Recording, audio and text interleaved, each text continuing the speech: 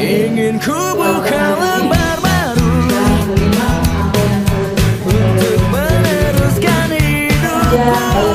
Pada siang ini mohon terkait dengan kebijakan untuk bulan Citarum, Peringatan Nasional Bulan Citarum tahun 2024 di Kota Palembang. Waktu dan tempat kami silakan kepada Bapak. Oke, mohon izin Bu Rektor, Bu Hesti, coba. Mau akses dulu nih kelompok satu-satu ini. Dari KUB Sekretari mana?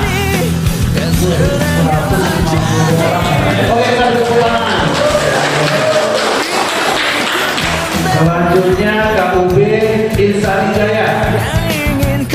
Ini 230 orang. Oke. Lalu selanjutnya nelayan pesisir, KUB Nelayan Pesisir. Wah, mantap ini. Ini 924 orang. Oke, mantap. Agenda prioritas salah satunya adalah membersihkan sampah plastik di laut melalui gerakan partisipasi nelayan atau bulan cinta laut yang sedang kita lakukan hari ini. Jadi memang ekonomi itu tidak hanya melihat potensi, jadi tidak hanya melihat potensi kelautan sebagai sumber ekonomi, tetapi juga menekankan tempat pentingnya kita menjaga kelestarian ekosistem laut atau kebersihan laut, Pak.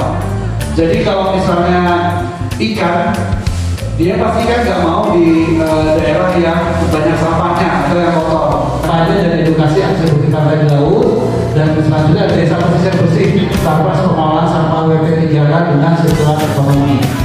Oke, jadi mekanisme itu bagaimana sih caranya untuk proses pengambilan sampahnya? Jadi yang pertama adalah kita sambut pengambilan sampah, lalu kita bersihkan.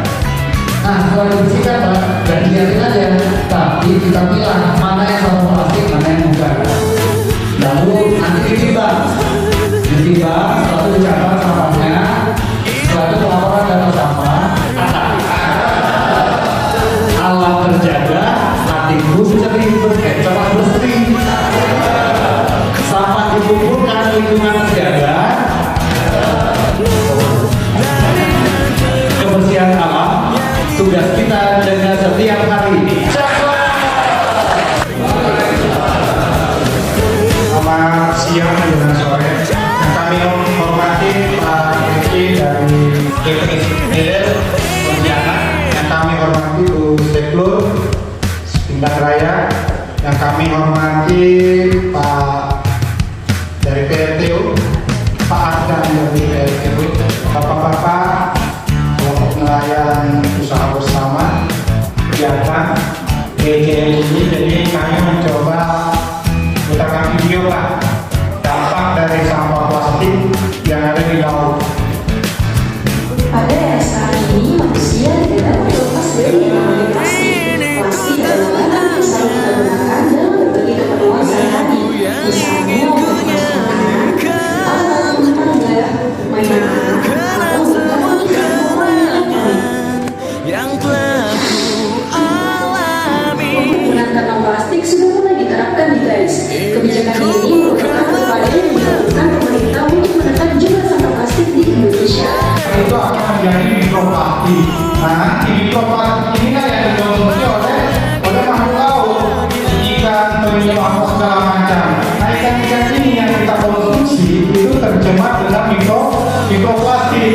Nah, tentu ini akan menjadi ancaman juga bagi kita. Ikan yang kita konsumsi sudah tidak sehat. Caranya bisa merubah perilaku Bapak, mindset kita harus kita berubah bahwa betul-betul kegiatan ini bermanfaat untuk kita, untuk generasi kita. Nah, ini izin kami minta kembali tadi dikatakan di situ apa yang harus kita lakukan. Kita harus sekarang terlibat Bapak. Kami sudah bekerja sama dengan PT Pegadaian. Jadi sampah yang mereka hasilkan mereka manfaatkan sebagai investasi, sebagai tabungan.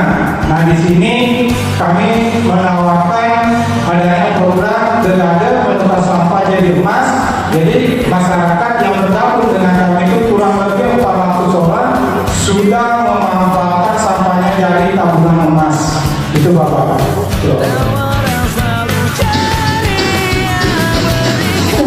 bahwasanya nggak ada yang lain.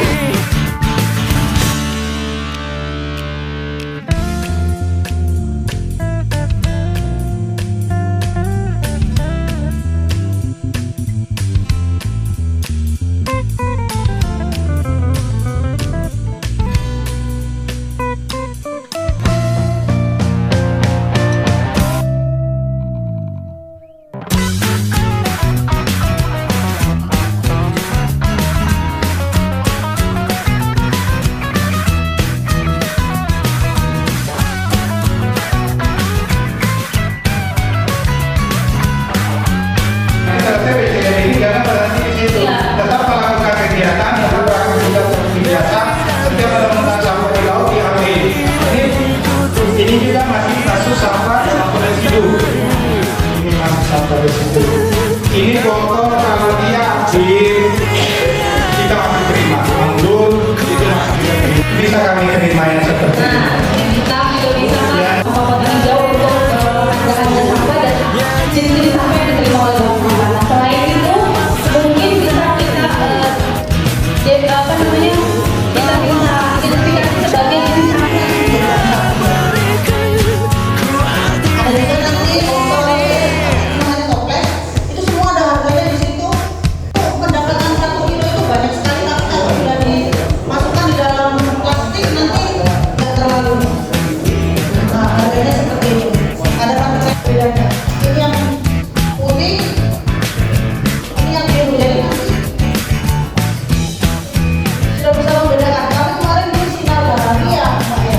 Sinar bahari itu masih tercampur loh yang putih sama yang biru. Silakan satu orang siapa yang berani melakukan pemilahan sampah sesuai dengan bentuknya, silakan Pak.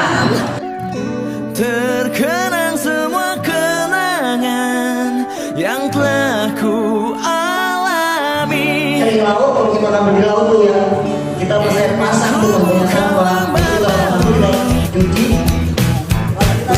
Meneruskan hidupku, tak mau lagi kesedihan selimuti diriku. Kita lakukan. Bagaimana caranya supaya kebersihan laut kita itu terjaga. Jadi kalau kebersihan laut kita terjaga, otomatis tadi dengan slogannya kita sudah berkarya, ya kan? Kita sejahtera. Itu betul-betul kita sejahtera, Bapak. Kalau kita dua-duanya kita jalankan, bank sampahnya jalan, aktivitas Bapak Ibu sehari-hari sebagai nelayan silakan. Jadi ini bisa dijadikan sampingan. Waktu senggang Bapak, ada waktu-waktu Bapak tidak melaut. Ini mungkin bisa dilakukan di bank sampah.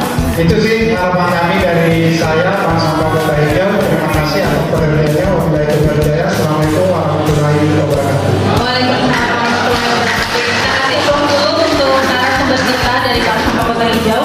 Baik, terima kasih.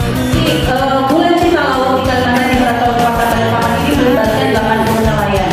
Yang kita libatkan 80 nelayan ini sudah ada pada kita masing-masing. Kemudian ada 3 kelurahan yang kita libatkan, yaitu kelurahan Pinggan Raya, kemudian kelurahan Serikit, dan juga kelurahan Baru Ulu. Baru Ulu atau Baru Ulu ya? Magomulyo.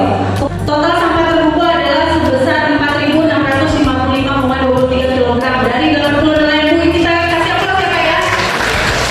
Ya, ini sebenarnya pencapaian yang luar biasa Bapak-bapak. Kami sangat mengucapkan terima kasih banyak Pak atas apresiasi Bapak-bapak nelayan beserta anggota DCM. Ini sangat apresiasi untuk dari Kementerian Kelautan ya, mengadakan kegiatan BCL di Kecamatan Balikpapan Selatan ya, khususnya di tempat kami Semeru Raya. Teman-teman kami itu di Semeru Raya itu sampah itu dapat penting Pak. Ada 4 Balikpapan, ada extension yang bisa dibangunkan oleh Departemen. Satu sudah terbangun di tempat Pateran, di sana ada 3 kelompok yang baru dibuat. Ada 3 kelompok, salah satunya lebat sampah, kemudian ada Sinami bersatu sama Insani Jawa Timur. Ada bahwa harga itu memang kita seperti investasi Bapak. Jadi ya, kalau kita ambil rupiahnya saja memang kalau di sampah ini sangat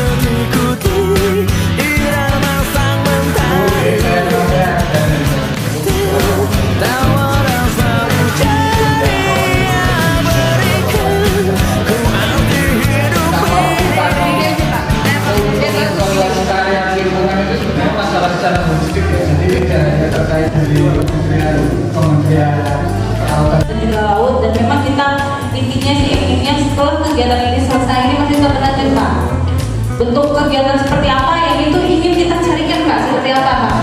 Salah satunya kan memang ada dari hasil sampah sini apa yang bisa kita kelola. Mungkin dari sampah residu seperti kayu ini mungkin kita bisa ada jalan seperti itu, cuma ini